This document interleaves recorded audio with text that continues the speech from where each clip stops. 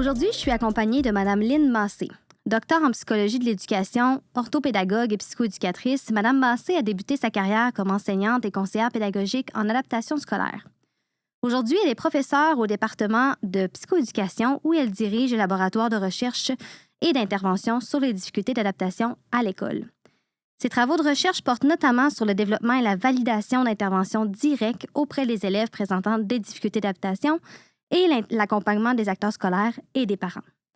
Bonjour Lynn. Bonjour Marie-Pierre. Merci d'avoir accepté mon invitation aujourd'hui pour discuter avec nous de l'accompagnement. Alors aujourd'hui, on va parler en fait on fait suite à ta présentation dans le cadre des journées questions de l'heure pour sous la loupe de l'UMR Synergiage, donc de participer à la journée de décembre dernier. Et aujourd'hui, c'est un résumé de ta présentation. C'est bien ça? C'est bien ça. Super. Donc, l'objectif aujourd'hui, c'est vraiment de cerner les modalités d'accompagnement les plus efficaces selon les objectifs poursuivis et de dégager les conditions de mise en œuvre et d'efficacité d'un accompagnement professionnel de qualité. Alors, sans plus attendre, débutons. Pour débuter, quels sont les mandats, les différents mandats de la personne qui accompagne, de l'accompagnateur? On distingue différents mandats pour l'accompagnateur. Fait que c'est sûr que le premier, c'est celui qui est centré directement sur l'élève. Fait qu'on a un élève qui est en difficulté. On accompagne les personnes qui sont autour de lui, en particulier l'enseignant, pour aider vraiment à favoriser l'inclusion scolaire de cet élève-là. On pourrait avoir aussi le mandat qui est plus centré directement sur les personnes qui interviennent auprès de l'élève. Fait que là, on peut penser à un mandat d'accompagnement, par exemple, pour l'enseignant, mais aussi pour le technicien en éducation spécialisée ou les autres personnes qui gravitent autour de l'élève. Et là, on va vraiment viser soit améliorer la compréhension qu'ils ont des élèves en difficulté, améliorer leur pratique, leur sentiment d'auto-efficacité. Fait que c'est vraiment plus autour d'eux, de leur acte professionnel qu'on cherche à faire des améliorations. Mais on pourrait aussi avoir un mandat qui est directement centré sur l'organisation. Fait que là, on va penser, par exemple, ça pourrait être de mettre en place un programme de prévention quelconque pour résoudre un problème de l'école, comme ça pourrait être aussi de développer des cadres de référence là, pour l'école pour mieux, par exemple, on va dire comme la prévention du suicide ou la gestion de crise. Fait que vraiment plus au niveau des encadrements. Fait que c'est 3 rôles différents que peut jouer l'accompagnateur. Super, c'est bien clair. Maintenant, j'aimerais savoir quelles sont les meilleures modalités d'accompagnement? Je ne peux pas te répondre à cette question-là parce qu'il n'y a pas une meilleure modalité, ça dépend vraiment de l'objectif qui est poursuivi. Okay. Mais une chose est sûre, c'est que les formations, c'est vraiment pas suffisant pour améliorer les pratiques des personnes qui interviennent auprès des élèves. Ça, les recherches sont claires là-dessus. Une formation, une journée pédagogique où est-ce qu'on va donner une conférence, ça, c'est vraiment pas suffisant. Mais toutes les autres modalités sont efficaces pour améliorer le sentiment d'auto-efficacité des personnes, pour éventuellement favoriser les pratiques de collaboration, puis éventuellement avoir certains changements de pratiques. Donc, ça dépend vraiment de l'objectif qui est poursuivi là, par l'accompagnement en tant que tel. OK. Alors maintenant, si on veut amener des changements directement chez nos élèves en difficulté, ce serait quoi la meilleure modalité? Bon, il existe 3 modalités qui se sont révélées efficaces pour vraiment amener des changements auprès des élèves. Puis, ils partagent tous une caractéristique commune. C'est qu'ils sont d'abord centrés sur une meilleure compréhension des difficultés de l'élève, puis après, vraiment une mise en place avec les personnes qui sont autour, vraiment dans une approche collaborative d'intervention pour résoudre le problème, puis après un suivi. Fait qu'ils ont vraiment ces 3 éléments-là qui sont vraiment ensemble là, pour vraiment favoriser l'accompagnement là, pour vraiment mieux répondre aux besoins des élèves. Fait que si je regarde, la première modalité qu'on pourrait avoir est vraiment plus basée sur l'approche comportementale. Et là, on a comme 2 modalités qui sont plus relevées. Soit une modalité où l'accompagnateur est directement au service de l'enseignant ou de l'éducateur spécialisé et l'aide à accompagner pour vraiment intégrer cet élève-là, ou on a la modalité qui est semblable, mais où là, les parents sont intégrés. Et dans cette approche-là, l'intervenant fait d'abord, avec la personne qui est accompagnée, une bonne analyse de la situation pour voir qu'est-ce qui influence, par exemple, le comportement de l'élève. Qu'est-ce qui fait que le comportement apparaît? Fait que ça, on appelle ça vraiment les antécédents du comportement. Puis après, qu'est-ce qui se passe après? Qu'est-ce qui maintient ce comportement-là? Fait qu'on aide à analyser le comportement, à comprendre qu'est-ce que c'est comme fonction pour l'élève, qu'est-ce qu'il cherche avec ce comportement-là ou au contraire, qu'est-ce qu'il vide?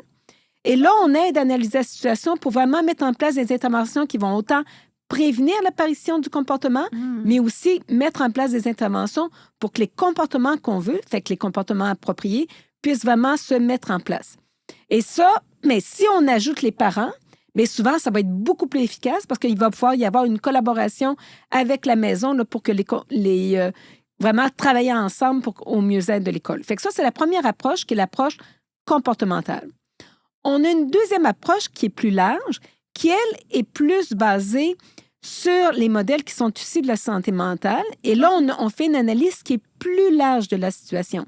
Dans la première approche, on était centré sur des comportements qui sont problématiques. Oui. Dans la deuxième approche, on fait une analyse qui est beaucoup plus en profondeur, où est-ce qu'on regarde tous les facteurs de risque et de protection qui peuvent influencer l'apparition des problèmes, mais autant au niveau individuel, mais aussi au niveau de la famille, puis aussi au niveau de qu'est-ce qui se passe dans l'environnement de classe.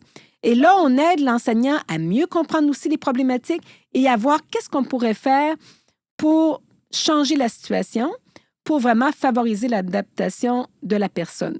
Et là, on pense à peu près 4 à 5 rencontres d'accompagnement et une aide aussi pour mettre en place les interventions qui sont choisies. OK. Fait que ces deux approches-là ont démontré vraiment une très bonne efficacité pour améliorer la situation des élèves. Enfin, quand on a des problèmes qui sont beaucoup plus complexes, bien là, on ne peut pas rien qu'agir 2 personnes ensemble. Ouais. Par exemple, si j'étais avec une problématique où là, j'ai des problèmes de comportement, mais qui se mélangent avec des problèmes d'apprentissage ou que j'ai des problématiques qui sont très complexes sur le plan soit de la santé mentale ou des choses qui sont plus en comorbidité, bien là, l'approche qui semble la plus efficace, c'est une approche qu'on appelle d'équipe interdisciplinaire. OK. Fait que c'est semblable à l'autre approche, mais là où est-ce que les personnes qui sont autour de la table, bien, chacun va avoir des expertises différentes selon le problème qui est rencontré avec l'élève. Mais c'est sûr que l'enseignant, c'est toujours l'acteur central. Mais les personnes vont se mettre ensemble pour avoir une compréhension plus complète de la problématique, chacun avec ses angles différents. Et là, qu'on va ensemble trouver des solutions, mais qui attaquent les différents aspects du problème de l'élève. Et là, il y a un accompagnement, la même chose avec une personne pivot qui va aider l'enseignant à mettre en place ces interventions là, qui ont été ciblées là, par l'équipe. OK. Fait que ça, c'est comme les 3 approches. Donc, une approche plus centrée sur l'approche comportementale, une approche qui est plus centrée plus large, avec une analyse des différents facteurs qui influencent la situation de l'élève, et une dernière approche où là, on a autour de la table toutes sortes d'experts qui vont aider l'enseignant à trouver des solutions plus appropriées. Puis on choisit parmi ces approches-là selon la gravité du problème auquel on est rencontré. Exactement. Je comprends Exactement. très bien. Si maintenant, l'objectif est plus d'avoir des changements en termes de compétences, de pratiques chez les enseignants, est-ce qu'il y a des modalités qui pourraient être mises de l'avant, par exemple, pour voir des améliorations concrètes dans la gestion de classe des enseignants? Bon, fait que si on prend, par exemple, la gestion de classe, mais ça pourrait être n'importe quelle autre pratique qui serait améliorée, il y a 2 approches qui se sont révélées particulièrement efficaces quand on veut changer des pratiques particulières. Par exemple, on veut travailler pour l'inclusion scolaire, on veut travailler pour la gestion des comportements. Ouais. Fait que la première approche, c'est la formation-accompagnement. Fait que la formation-accompagnement, c'est que je donne des courtes capsules de formation et entre les rencontres où est-ce qu'on donne des courtes capsules de formation, il y a un accompagnement qui est fait avec les personnes pour vraiment les aider à mettre en place qu'est-ce qui a été appris dans les capsules. OK. Fait que c'est vraiment un mélange des deux. Donc, une capsule, un accompagnement après, puis un temps de mise en place dans la classe. On revient, on observe, et après, il y a une autre capsule qui est faite selon les besoins des personnes. C'est des allers-retours. C'est des allers-retours. Et ça, dans ce type d'approche-là, bien, c'est beaucoup plus efficace quand c'est en groupe. OK. Parce que ça favorise vraiment qu'il y ait moins de résistance au changement, puis il y a vraiment une collaboration qui s'instaure entre les personnes. Fait que ça, c'est vraiment l'approche là, qui est une des approches qui est le plus efficace. Par contre, si les compétences sont très, très précises, OK, c'est un aspect seulement que je veux améliorer dans ma pratique. Bien là, le coaching devient beaucoup plus efficace. Fait que la différence entre les deux, c'est que là, on n'a pas de capsule de formation. OK. Et là, c'est vraiment un accompagnement qui est individualisé où la personne qui est accompagnée, par exemple, ça pourrait être aussi un directeur d'école, dit, bien, moi, je voudrais améliorer tel aspect. Et là, il est mis en contact avec un expert qui maîtrise particulièrement bien cette compétence-là. Et il y a vraiment un coaching qui est fait au fur et à mesure entre les deux. Le coach regarde comment la personne travaille, fait du feedback correctif. Et là, il y a vraiment là, un suivi qui est fait là, pendant quelques rencontres. D'habitude, là, c'est entre 5 et 10 rencontres. OK. Fait que ça, c'est les deux approches quand on veut vraiment avoir des changements précis. Soit une formation accompagnement, où est-ce qu'on va avoir notre suivi. Si les compétences sont plus larges puis plus complexes, quand c'est une compétence très précise, bien là, le coaching serait plus efficace. Aurais-tu un exemple de compétences plus précises qu'on voudrait développer Bien, avec le supposons coaching? que je donne un exemple. Supposons que j'étais avec une direction d'école puis qui voudrait apprendre vraiment une façon de gérer avec un logiciel X. OK. Mais ça pourrait être aussi, supposons que je prends pour, on va dire, pour un enseignant, que l'enseignant voulait améliorer l'enseignement explicite de comportement. Qui fait partie de la gestion de classe. Qui fait partie mais qui est un aspect très précis. Ouais. OK? Fait que là, un coaching est vraiment meilleur parce qu'on va adapter vraiment à où est-ce qu'en en est la personne, où sont plus ses difficultés, puis on va adapter le coaching en fonction de ça très précisément puis individuellement. Et maintenant, si le but est de favoriser l'insertion professionnelle des nouveaux enseignants, est-ce qu'il y a des dispositifs différents? Est-ce qu'on est dans la même lignée que pour l'amélioration des compétences, par exemple? Pas tout à fait, parce qu'ici, on a aussi beaucoup d'éléments qui sont par rapport à la connaissance du milieu, qui sont par rapport à comment je fais, toutes sortes de questions qui sont plus reliées à l'expérience de quelqu'un. Fait que si encore, comme on avait tout à l'heure, si j'ai beaucoup de compétences, exemple, qu'est-ce que je fais pour entrer mes notes? Qu'est-ce que je fais pour telle chose? Bien, un type de formation accompagnement avec toutes des jeunes, par exemple, recrues, bien ça, c'est une façon qui serait vraiment efficace. Fait qu'on aurait la même chose qu'on avait pour la formation accompagnement, mais adaptée avec des thèmes qui sont liés à l'insertion professionnelle, par exemple, des nouveaux enseignants, mais ça pourrait être aussi l'insertion professionnelle des nouveaux psychoéducateurs, etc. OK. L'autre méthode qui s'est révélée vraiment efficace, c'est le mentorat. Fait que si c'est différent, dans le cas du coaching ou de la formation en accompagnant, c'est vraiment un expert dans le domaine qui vient enseigner des compétences précises puis qui coach. Dans le cas du mentorat, c'est un enseignant d'expérience ou un psychoéducateur d'expérience ou une personne d'expérience de le champ de la personne accompagnée qui accompagne cette personne-là. Et là, souvent, bien, on est plus dans des questions aussi personnelles parce qu'il peut y avoir des choses qui ont rapport à l'identité professionnelle. C'est-tu vraiment ça, être un enseignant? C'est-tu correct? Fait qu'il y a vraiment... c'est pas les mêmes aspects. On ne travaille pas seulement des choses qui sont des compétences parce qu'on va travailler aussi des choses qui ont plus rapport aux attitudes, tout à fait. qui ont plus rapport à le questionnement au niveau de l'identité, puis au niveau de tout aussi les valeurs, parce qu'il va y avoir des choses au niveau des valeurs. Tu sais, moi, c'est ça ma valeur comme enseignant, c'est-tu vraiment ça, etc., etc. Fait que le mentorat est un bon moyen aussi pour favoriser l'insertion socio-professionnelle. Et les recherches ont montré que ça favorise vraiment aussi la rétention. Donc là, on a abordé plusieurs dispositifs d'accompagnement. Est-ce qu'on a des conditions de mise en œuvre à respecter pour ces dispositifs-là? Qu'est-ce qui est vraiment intéressant, c'est quelle que soit la modalité d'accompagnement, c'est les mêmes conditions de mise en œuvre qui ressortent. Fait que ça, c'est vraiment intéressant. Fait que le premier élément, bien, c'est vraiment de faire une bonne analyse des besoins. Parce que comme on a vu tout à l'heure, c'est pas tous les dispositifs qui vont être efficaces pour toutes les situations. Fait que c'est sûr que la première condition, c'est vraiment de bien analyser les besoins de la personne qu'on veut accompagner et de voir, bien, est-ce que c'est vraiment le meilleur dispositif pour répondre à ses besoins. Puis est-ce que j'ai vraiment vu c'est quoi ses besoins? Fait que c'est la même chose. Je donne un exemple pour la formation accompagnement. Si on respecte cette règle-là, on ne ferait pas une formation toute cannée d'avance. Ce qu'on ferait, c'est qu'on ferait d'abord une première rencontre, par exemple, avec les enseignants qu'on accompagne, puis on verrait avec eux, qu'est-ce que c'est vraiment les besoins qui sont particuliers, qu'est-ce qu'eux ont comme objectif, et on part de ça. Fait que ça, c'est un élément vraiment central, partir des besoins des personnes accompagnées, tailler sur mesure l'accompagnement par rapport aux besoins des personnes. Au lieu d'avoir quelque chose, c'est qu'on fait one fits all. Fait qu'il faut vraiment adapter pour les personnes. Ça, c'est vraiment important. Puis je pense que dans ce sens-là, tu me diras si c'est pas le cas, mais je pense que le fait d'imposer une formation obligatoire, par exemple, à l'ensemble d'un personnel scolaire sur un aspect précis, est-ce que ce serait à éviter ou... Ça serait à éviter, mais ça serait mieux que ce soit eux qui choisissent sur quoi ils veulent faire la formation. OK, parfait, pour que ça réponde réellement à leurs besoins. Exactement, puis au moins à un besoin là, d'une majorité. Fait que ça, c'est vraiment comme un premier point, vraiment vraiment l'analyse des besoins, puis de centrer autant le choix de la modalité qu'éventuellement le contenu ou les objectifs précis, que ça soit vraiment taillé sur les besoins des individus qu'on accompagne. Fait que ça, c'est vraiment un premier point super important.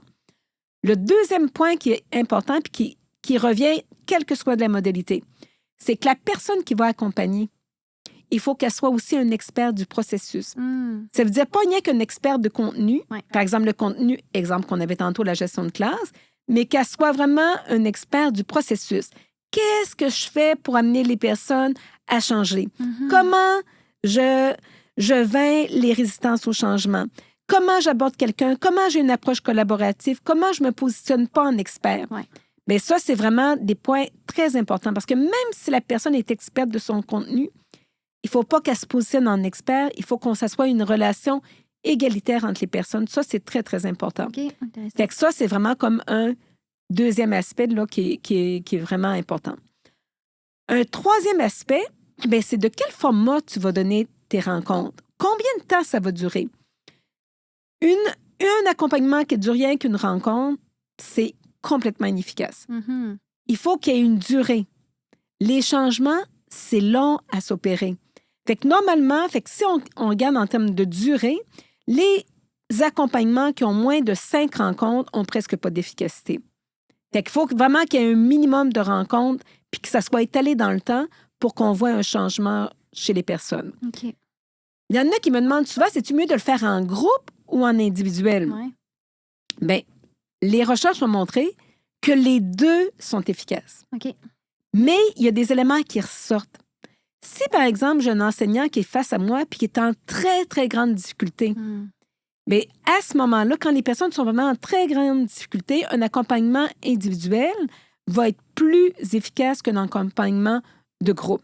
Mais si les personnes n'ont pas nécessairement des très, très grandes difficultés, mais tu sais que c'est vraiment pour s'améliorer ou pour améliorer certaines pratiques, bien là, l'accompagnement de groupe est beaucoup plus efficace parce qu'il y a plus de positivisme qui se met dans le groupe. Parce que s'il y a une qui dit « Ah, ben ça marche pas », mais il y en a toujours un autre pour dire « Ben oui, moi, j'ai essayé puis ça marche.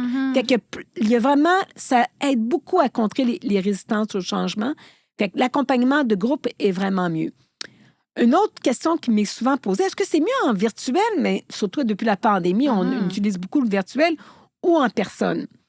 La même chose ici, un et l'autre sont tout autant efficaces. Le seul point, c'est que si l'accompagnement est en virtuel puis qu'on n'a pas eu un temps personne à personne pour établir une relation, c'est beaucoup moins efficace. Fait que ce qu'on recommande, c'est de faire les 2 premières rencontres en personne et après, on peut passer à une modalité d'accompagnement virtuel, mais pas tout de suite commencer par une modalité là, en virtuel. Pour établir un climat de confiance, une relation. Exactement, puis établir une relation, puis qui se crée vraiment comme un climat de confiance qui est beaucoup plus difficile à établir si je commence directement en virtuel. Fait qu'il y aurait 2 autres éléments qui sont vraiment importants, là, qui n'ont pas été mentionnés. Fait que le premier élément, c'est la clarification des rôles. Parce que dans un accompagnement, même si j'accompagne, ça ne veut pas dire que c'est clair. La personne, est-ce qu'elle me fait accompagner parce que mon directeur n'est pas content puis il m'évalue? Est-ce que la personne m'évalue? Est-ce qu'elle va dire les choses à mon directeur? Fait que c'est très, très important pour créer un climat de confiance qu'il y ait une clarification des rôles. Qu'est-ce que c'est le rôle d'accompagnateur? Qu'est-ce que je m'attends de la personne qui est accompagnée et que ça soit vraiment bien établi là, dès le départ? Un autre élément qui est vraiment important, c'est qu'un accompagnement, il faut aussi qu'il y ait différentes activités. C'est pas rien que quelque chose où est-ce qu'on va rien parler ensemble puis échanger. Fait que les accompagnements qui sont les plus efficaces comprennent toujours différentes activités. Une activité de résolution de problèmes. Une activité éventuellement où est-ce qu'on va faire du debriefing. Tu as essayé de mettre quelque chose en place, ça s'est mal passé. Fait qu'on fait un debriefing après pour voir, mais qu'est-ce qui s'est passé? Comment tu t'es senti? Qu'est-ce que tu ferais autrement? Qu'est-ce qui aurait pu être fait au lieu de...